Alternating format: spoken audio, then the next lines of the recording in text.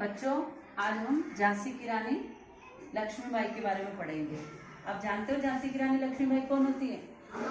हाँ, वो बुंदेलखंड में उनका जन्म हुआ था, है ना।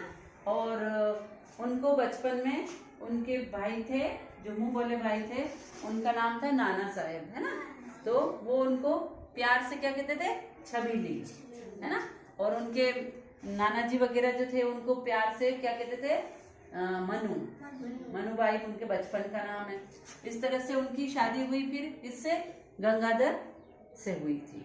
जब उनकी शादी हो गई तो कुछ ही समय वो क्या हुआ? बीमार हो गए, और उसके बाद वो धीरे धीरे स्वर्गवास को प्राप्त हो गए। अब वहाँ की झांसी की वो क्या बन गई? महारानी बन गई। अब महारानी बनी, लेकिन क्या हुआ? उनकी कोई संतान हुई नहीं थी। संतान नहीं होने पर क्या होता था? उस समय डलहौजी का एक अंग्रेज शासक था वहाँ का। उस समय डलहौजी राज करता था अपने भारत में। तो उसने कहा था जिस भी राज्य में अगर कोई राजा नहीं होता है वहाँ राज करने के लिए, तो वो राज्य हम हड़प लेंगे। तो उसने पांव पसारे अपने झांसी की तरफ। उसने सोचा वहाँ पे कोई राजा नहीं है ना। तो फिर झांसी की रानी लक्ष्मीबाई ने क्या किया? एक लड़का गोद लिया।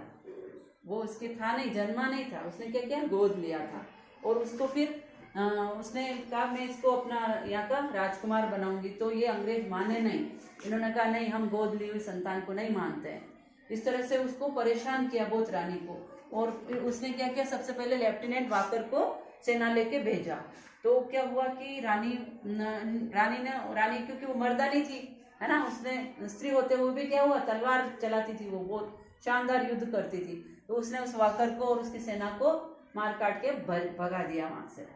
और फिर थोड़े दिनों बाद ये डलहौजी का चुप बैठने वाला था, उसने किसको भेजा? जनरल स्मिथ को, है ना।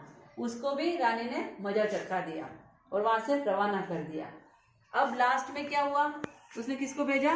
ह्यूरोज को। ह्यूरोज से ना ये बहुत ही ज्यादा खराब था।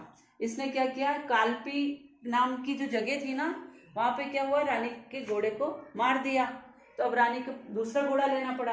तो दूसरा घोड़ा था वो प्रैक्टिस में नहीं था, है ना। इस वजह से क्या हुआ? वो वहां पे एक नाला आया। तो नाला, जब रानी उसके ऊपर बैठी हुई थी, घायल हो रही थी, तो उस नाले को वो कूद नहीं पाया, है ना। तो इस वजह से वहीं पे उसको रुकना पड़ा।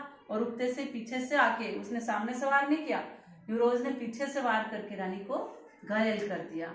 और वहीं पर रानी को घायल अवस्था में कालपी नदी के किनारे, कालपी नामक स्थान पे उसको वहां पे घायल होकर के वो क्या हुई? देहावसान को प्राप्त हो गई। तो बच्चों, इस तरह से झांसी की रानी लक्ष्मीबाई ने हमारे भारत को आजाद कराने के लिए अपने प्राण न्यौछावर कर दिए। और वो हमेशा अपने पुत्र को उसकी रक्षा के लिए अपनी पीठ पर बांध के रखते थे, है ना। आप लोगों ने वो कविता सुनी ना? बुंदेले हर बोलो के मुंह हमने सुनी कहानी थी, खूब लड़ी मर्दानी वो तो झांसी वाली रानी की।